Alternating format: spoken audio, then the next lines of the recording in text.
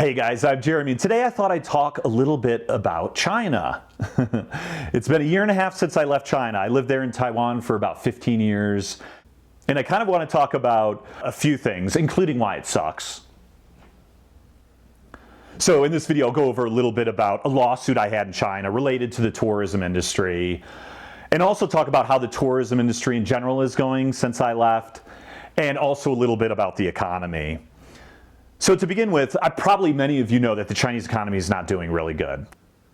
Not a huge surprise because they had these huge draconian lockdowns in places like Shanghai for 3 or 4 months and all over the country for 2.5, 3 years. And their economy was pretty much closed off from the world, so I knew that this was going to be an issue. Their economy was slowing down anyway, but they probably would have had a few more years, maybe even up to 5 or 10 years, if COVID hadn't happened. And of course, the whole world is still suffering from this. And so some of the biggest real estate companies like Evergrande are basically have folded, and there's tons of problems with that. The youth unemployment's over 20%, and manufacturing's moving out of the country. I won't go into all of the details, but their economy is definitely not doing good. And this isn't a huge surprise because when I look at China, I kind of think of Japan in a way. Of course, Japan adopted many aspects of Chinese culture and Confucianism and things like that. Now, Japan's economy started developing after World War II around 1950 and rapidly grew. In the 1970s, they started surpassing the US in like auto manufacturing, in steel, and electronics, and many things. So by the 80s, everyone was like, wow, what is, the sky's the limit with Japan. They're totally going to overtake the States. And then by the 90s, everything went stagnant. They hit a recession, and it just hasn't even rebounded since then. So 1950 until 1990s is about 4 decades, about 40 years. And so China didn't start developing until after Mao Zedong died in the late 70s. And so Deng Xiaoping took over, and he started opening China to the world more and changing the economy to make it more friendly to free market ideas. And so that's around 1980. And what are we looking at now? We're into 2020s. So 4 decades of growth. And you see that with other economies too. You could get 3, 4 decades of like huge growth at different times, but it's tougher after that because you went from a super poor country where nothing was developed. Now everything's built up. Everything's developed. A few big companies start owning everything. It goes basically from like individual capitalism at a small level, which is what you had more in the 80s, 90s, and 2000s, to several companies like Alibaba can get a huge share of the economy basically and put a lot of the small companies out of business. And so I don't see much getting better soon, right? Xi Jinping, the president, is there for life, right? And I think they need someone younger who can develop more interesting ideas and be innovative, but they're not going that way. At least Japan's very innovative and has an open society. China's just really going, it seems like backwards in many ways. They're getting rid of the English and the Gaokao, like their high school exams. And they also stopped having English training schools. Like you could do some English in the weekdays, but you can't do much on the weekends anymore. And they also banned English books from other countries. You can only buy from China as far as English books and many other things. I mean, this is just a pattern I've seen for many years now. Definitely not going the right direction. So now I'll go into my lawsuit. So just to give you kind of a basic idea, you can look at my other videos about living in China and my lawsuit and how I got robbed and all this stuff. But basically, I was doing an outdoor travel company, hiking and biking and camping. And so in order to be in the direction of making my company more legit, I ended up joining with another company. I still did my own tours, but this was just so on paper, I was, officially doing tours under, an official company. And so part of that is that the fee to join that company was only like, I don't know, $1,000 or something like that. But they needed $13,000 in case anyone got hurt in my trip. Because in China, if you go to the hospital and your insurance doesn't cover it, like you're dead. So you definitely need to have that money there. And so, I reluctantly gave this woman this money. And of course, we talked it over. I had a translator there and we went over everything, how if I left, it would be no issue.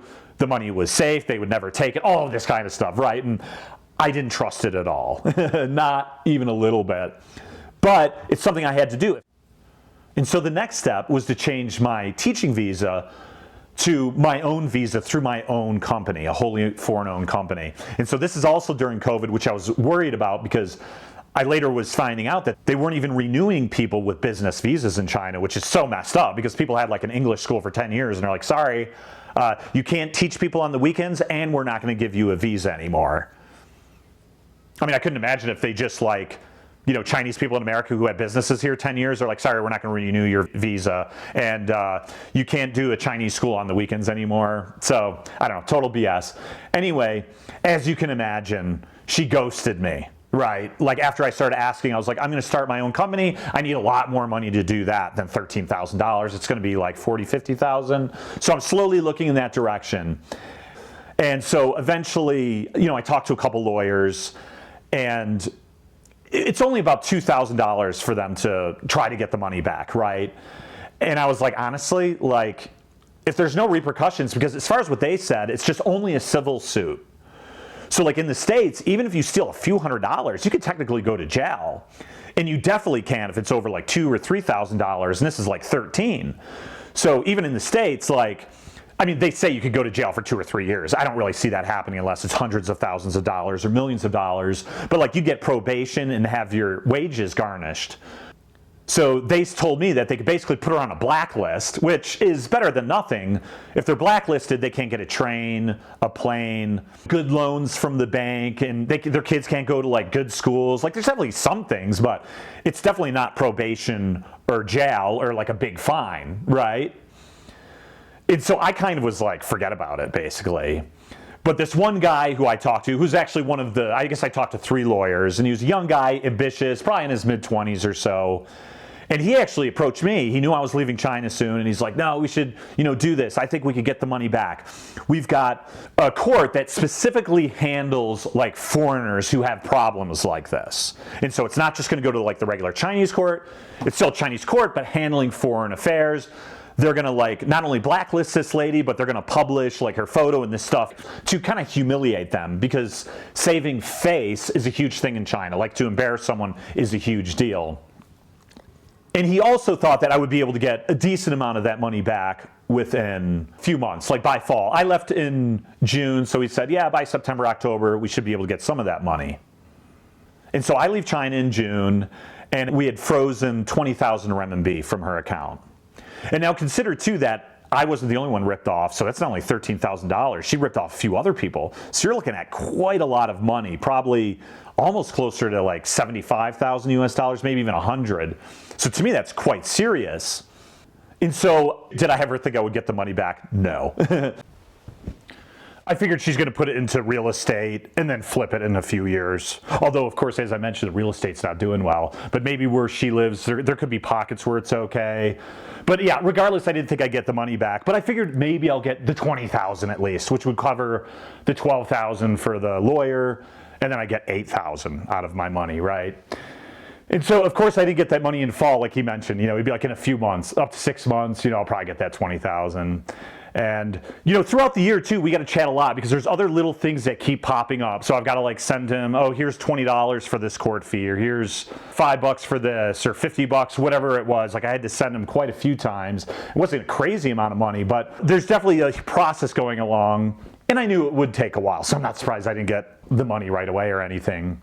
So a few months ago, she finally was guilty, which, I mean, shouldn't be a surprise, even in the most backward of places on the planet. Like, if you steal money from, you know, a bunch of people for no reason, you should be guilty. And so she ended up on the blacklist, which I don't even know if that means anything. Like, I assume it's enforced, but if they don't enforce so many other things, like, I'm not even sure if that really is enforced. Maybe it's on paper. Maybe she could take a bus down to Laos and she's hanging out in Thailand right now with 100,000 US dollars. She's probably buying real estate in somewhere like Thailand. That would make much more sense because they could track her and her family through China. So she's actually probably in another country, I'm guessing. And so I'm still wondering, okay, she's guilty. Well, what's going on with the 20,000? And so also during this time, I mentioned how there was the international court or whatever that was going to handle foreigners or whatever. And I get a notice, he's like, oh, they've transferred your case to Chiang Mai. Chiang Mai is like a small city near the mountains, like an hour and a half from Chengdu.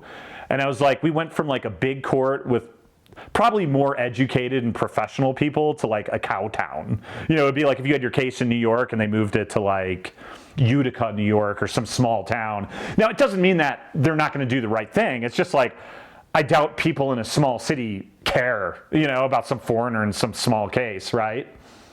And so several more months have gone by, and finally he mentioned I should get the 20,000, right? Which is worth almost 3,000 US dollars. It's not a ton, but hey, it would pay for the lawyer fees, and I'd get like 1,400 bucks, better than nothing. And so I still have the ATM card, or I could transfer it to my WeChat account.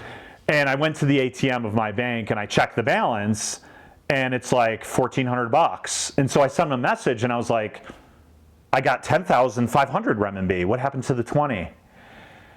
And so he tells me that actually half of the money was in one bank and the other half was in another bank. And the one bank refused to comply with the court's order. And I'm like, well, what's the point of getting a lawsuit to have the court issue something and then the bank doesn't want to comply? It's like, what a complete joke. He's telling me for, you know, a year and a half that at least I would get 20,000. And his last response is like, well, at least you got something. And I'm like, that didn't even pay for my lawyer fees. And also, it's upsetting that, like, if someone does something illegal here, you have a court date. And if you don't show up for court, like, they have a warrant for your arrest. And so it's a huge deal, and you'll definitely get bigger fines and go to jail. So the fact that, like, in China, you can just steal a ton of money, and you can miss your court date, and somehow they can't find you. I mean, how could they find someone in China? It's not like they have any surveillance there. I mean, they have the largest mass surveillance in the world. Like, they know where and when you take a shit and when you walk out to get your mail or do anything. So the fact that, oh, I don't know where she's at, and so I guess we can't get her money. It's like, give me a fucking break. If she was in jail for like a few months, like, I'm sure slowly she'd figure out how to get some of that money back, right? I mean, I have my friend, my first year in China, a Canadian guy in his 50s. He was working at Chongqing University, and he had a visa and everything was legal. All he did was work at a training school. So he has a visa to work, but he's only allowed to technically work at Chongqing University. Now, you only work like 15 hours a week. So he's trying to make money, like he's mid-50s at that time. And what did they do? They swept through that school. They actually put him in jail and charged him $3,000 to get out within 5 days. If he didn't pay $3,000 some dollars, he would have had to do at least 30 days of jail. And in some cases, like I have other friends who weren't on the right visa and teaching, 30 days, deported immediately. And so this lady steals almost 100,000 US dollars. We don't know where she's at, can't find her. Oh well. And another reason why this is so annoying isn't that, like, I wasn't aware of this kind of thing. When I first came to China, if you aren't sure, I was actually on a bike trip around the world, and I got ran over near Tibet in Shangri-La. The driver hit me head on, and I broke my femur, and I was in the hospital for a month. And his niece, with broken English, was telling me over and over and over how he gets into accidents all the time. Like, why is he still driving? And he happened to be a government worker, too. And now I understand, in a small town, like, there's corrupt shit that happened in the States, right? A guy got in a bunch of accidents and they like scrub it off his record or whatever. And then a year after that, which is still, you know, this is like 2007, so it's a long time ago, I went into a bar with my buddy. You can check out another video for the details. We got jumped. I mean, they tased me. 15, 20 people attacked us. My buddy went to court to, you know, say that we got attacked by this guy in this gang. He didn't turn up. And they're like, oh, well, he didn't show up for court. No big deal. It's like, give me a break. So yeah, it's just annoying because like I didn't even want to pay a lawyer. I was like, dude, it's gone. Why even get my hopes up? Why even have to communicate for a year and a half to not even get me the 20,000, only the 10,000 like 500, which is still, you know, a couple thousand short of the lawyer fees and all those other little fees I had. And so it's just, China is just a continual disappointment.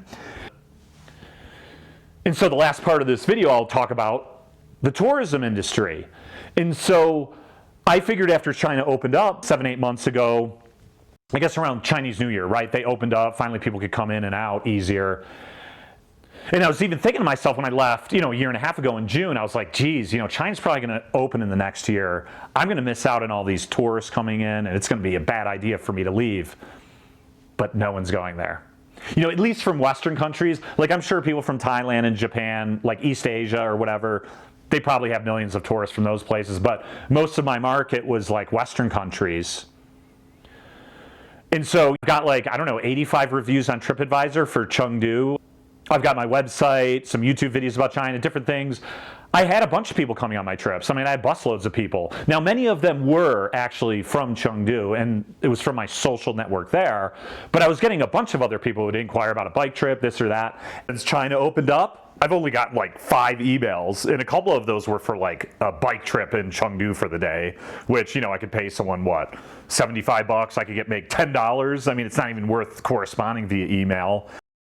And I even tried to coordinate with the companies there, and like, they end up ignoring my email, and a week and a half went by, they found another company, so that's not working out. And then I have a girl who's really good about the Tibet tours, but the Tibet tours have a whole nother problem, because they definitely have to be on a tour for Tibet. They can't go on their own. And when they apply for the Chinese visa, they can't say they're going to Tibet. So it's like, you can pay for this tour, but you're not allowed to say it. And, you know, you can't get on Google, YouTube, Gmail, Instagram, and you have to get a VPN. And can you get onto WeChat easily without a Chinese number, and this and that. And so it's like people just get fed up with all of the red tape. And so for all of those reasons, people don't want to go already. And then because of COVID and all of this negative publicity about China in the last few years, people don't go to places they don't like or they're afraid of. Like, you know, I do tours in Colorado all the time, and I've done a bunch of Uber and Lyft. So, I mean, I'm meeting, you know, dozens of different people every week, not just a few hundred, probably, I don't know, a couple thousand in the last year. And I mentioned to everyone how I lived in China. And, you know, when I came back from China 5-10 years ago, probably half the people would be like, oh, that's really cool. Where are you at? Blah, blah, blah, this, and I'd like to go. And it was neat for people. Now I tell people I lived in China, and they're like, oh, okay. You know, you might get someone who's like, oh yeah, I visited, you know, Chengdu, you know, 5 years ago, and it was neat to see the pandas, like something, but no one has any interest in China now. If people have been to China before, some of them are coming back. You know, I talked to my one friend who does the Tibet tour. She's like, I do have some people, they're all return customers. Even though there's not going to be more lockdowns in China, no one really knows that, right? And you're going for a 3-week vacation, and you might be in lockdown, or you don't know how to use a WeChat, or everything else. So it's so annoying, because it's difficult to like China and much easier to hate it, because they've ruined tourism now too. It's like a year and a half later, and like, is this going to come back in a few years? Maybe, but the issue with Taiwan now is much more on center focus than it used to be. They knew before that they might have the leader change. Xi Jinping has put a really bad face on the country. These whole draconian lockdowns and everything, and now the economy is going down. The anti-foreigner sentiment's crazy. Like, just like a month ago, there was a stupid story about like a girl making videos about how in Shanghai they have American ice cream and Japanese ice cream, but they don't sell Chinese ice cream. Now, what she's saying is inaccurate, but who fucking cares? And so the netizens, the Chinese media's like freaking out about this, and she got in trouble. And you can see other videos of people on buses, like if they don't say everything about China is good, they're like screaming at this guy and all this kind of stuff. So like, I've already seen that since even before the pandemic, but you can see the idea of what they're going to do. The economy is slowing down and things are going to get worse. It's going to be blame the United States and foreigners for every internal problem they have, right? And so I knew this was going to be the playbook, and with Xi Jinping there for life, you know that this is going to be like this for 10 or 20 years. They're going back to like Cultural Revolution times. You can see like they're starting to do like communal canteens in case the restaurants go out of business. Also, why I think the government's so bad is because, like, you know, even when the USA does terrible things, the USSR, Russia did terrible things, but even 30, 40 years ago, like, America would at least make speeches or try to show how they're good in some ways. Or the Soviet Union at the time would say why they're good today. And we even see speeches from Putin, and you have like a little idea where people stand or something.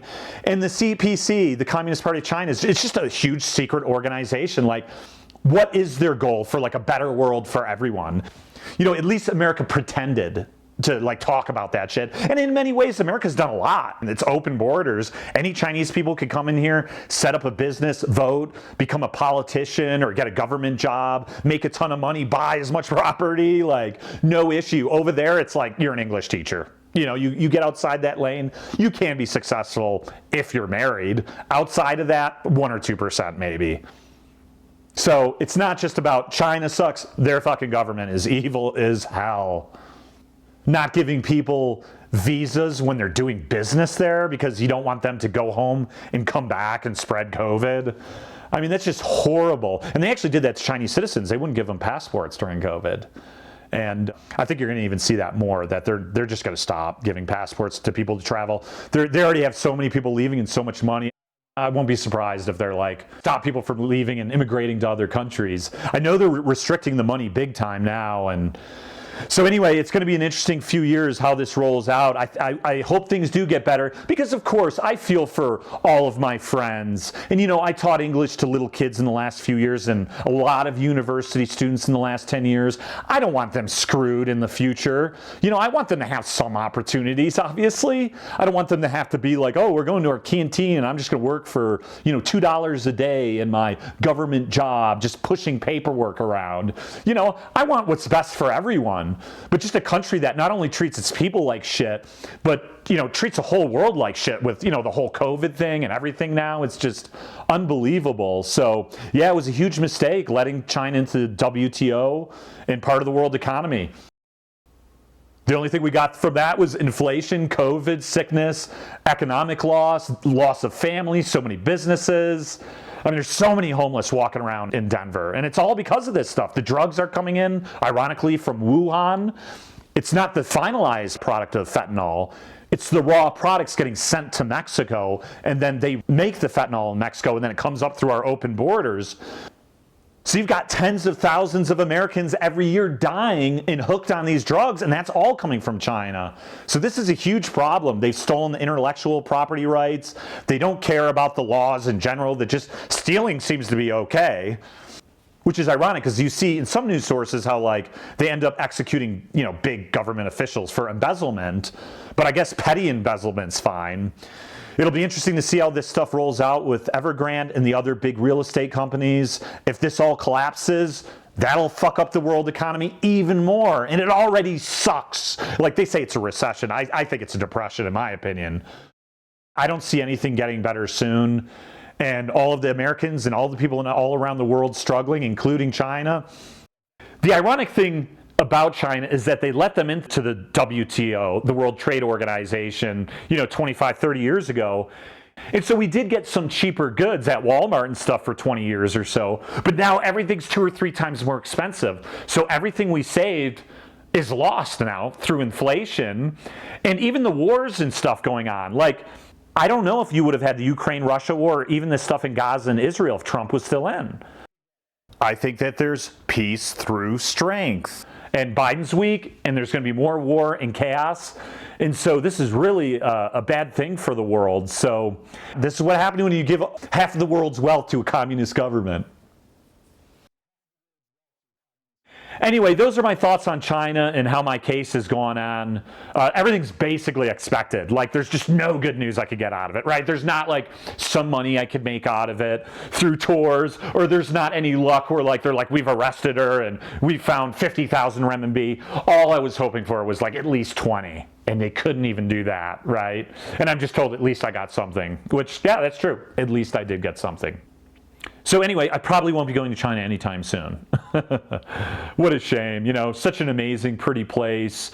I had so many good years there, and there's just almost no way to redeem it. You know, it's just going to be chaos and anti-foreign sentiment, and the tourism industry is just, I don't know, maybe 20 years it'll come back, but I'm definitely not going to make $1 from it, probably. So anyway, I hope you enjoyed the video. If you want to see more about China or my other trips, I'm out in Colorado doing some neat trips, and I'll go to Mexico and Peru. I've also got a lot of other videos on some economics and finance and politics stuff too that I'm uploading. So should have some interesting stuff. And my videos out of Mexico and Peru should be pretty sick. I'm going to do a motorcycle and some crazy hikes and stuff. So should be pretty cool. So like and subscribe, and I'll see you guys next time. Cheers.